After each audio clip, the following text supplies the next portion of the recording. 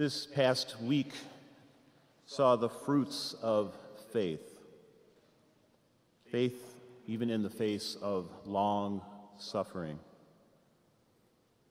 I hate to remind us that it's been 10 years since the Sandy Hook Elementary mass shooting at an elementary school that took the lives of 6 adults and 20 children, ages 6 and 7. An absolute horror. After that event, website owner and podcaster Alex Jones vehemently and repeatedly spread a terrible lie that it didn't really happen, that it was all a hoax by gun control advocates to rally people to their cause. He called the parents of these slain children crisis actors, made this all up. Sadly, many people believed Jones and made him millions of dollars off of his lies. He profited off this slaughter of innocents, horror upon horror. And the parents who lost their children were seen by many then as frauds and hoaxsters, and they were mercilessly harassed, received numerous death threats. In the last decade of their lives, they've described as a living hell. Horror upon horror upon horror. Put yourselves in the shoes of those parents. How would you feel? It would be enough to make you lose your faith in humanity and even in God. Yet the families chose to have faith in the legal system. And this week, Alex Jones was found guilty of 4 counts of defamation and ordered to pay almost $50 million in damages to one couple. And his legal problems are not over yet because there are other charges pending. As the plaintiff's attorney said, speech is free, but you pay for your lies. Of course, that money won't bring those poor children back. It's not really the point. But hopefully, it will deter Jones and others from perpetrating such horrible lies in the future. The justice these families had faith in is happening.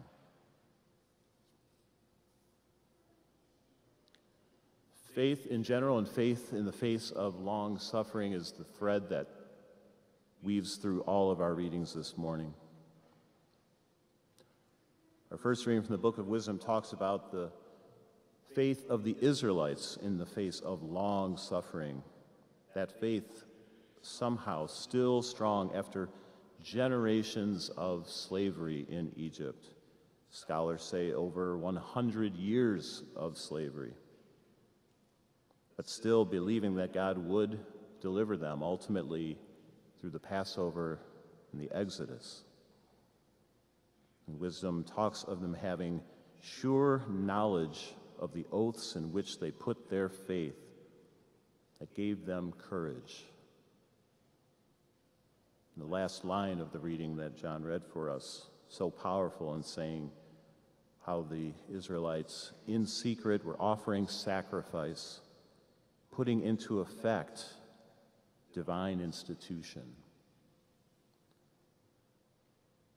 That faith, the sacrifice, putting into effect the will of God.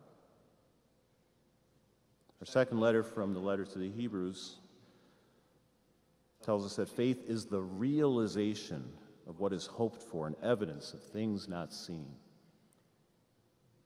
Faith is the realization. It makes real what is believed in, as the Israelites did through their faith. And that letter gives us the great example of the patriarch Abraham,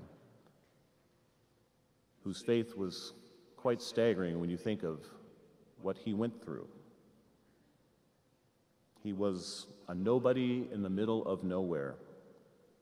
But when God told him to get up and go, his faith took him from nowhere to the crossroads of the ancient world to claim that land, not knowing really at the beginning where that was, how that was going to work. But he did it anyway in faith.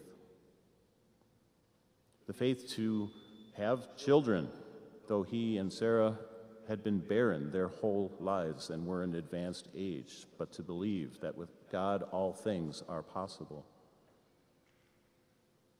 And the faith to even offer up his child, Isaac, when the Lord tested him. Through all these things, making himself a nomad, an immigrant, a refugee, to face his barrenness, to face the challenge of sacrificing his son. Through all those acts of faith, Abraham realized, made real, the covenant with God and the land promised to him. Life through Isaac, and the promise of resurrection through Isaac when he was spared. In our gospel, Jesus speaks of the faithful steward and describes the faithful steward as one who is vigilant and patient in waiting,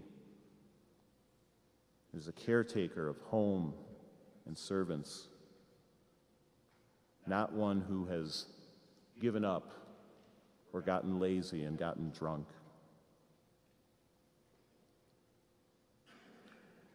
All of this tells us that faith is active, not passive. I think we tend to think of faith as just almost wishing for something or expecting God to do something for us, to do all the work. But it's more than that. We have a role in faith with God.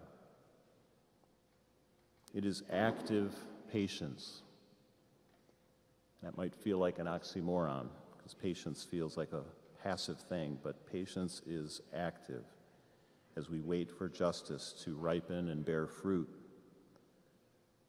It is persevering actively in prayer, aligning our will with the will of God and knowledge of God's faithfulness to us. And as the Israelites did, it is active cooperation with God in offering sacrifice and realizing God's will.